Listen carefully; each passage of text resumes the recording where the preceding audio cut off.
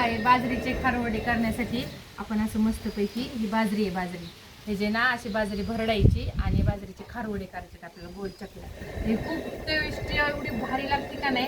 पहिल्या पूर्वी बाया करत होत्या जात्यावर दळलेले, वेगळीच चव लागते त्याची. गिरणीत पण भरडून देतात, पण आज वेळ पण होता म्हटलं चला तर शक्यतो आम्ही बाजरी ह्याच्यावर दळतो.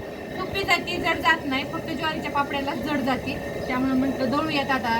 मका पण नाही आली, काही नाही. सांडगे घातलेत मटकीचे. तर जर कोणाला पाहिजे असेल हे तर जर शक्यता कुरिअरनी पण भेटत, पण कुरिअरला चार्ज जाण्यापेक्षा जर तुम्ही पुण्याला न सुट्ट्या आता मुलांची परीक्षा सारखी गावीला जर चाललेला असेल तर जाता जाता तुम्हाला भेटेल. यार अगर आपलं हॉटेल पण आहे आणि घरी जर येत असतं तर घरचा पत्ता बी सांगत. आणि ज्याला पाहिजे त्यांनी बाजरीचे खारवडे म्हणा, ज्वारीच्या पापड्या, पुन्हा अजून कुरडया, मटकीच्या डाळीचे सांडगे, पुन्हा उडदाच्या डाळीचे पापड, बटाटा चकली आणि बटाटा घालून शाबूच्या पापड्या नाही तर खीस घालून त्या पण करून मिळते. सगळे पदार्थ उन्हाळ्याचे तुम्हाला करून मिळतील.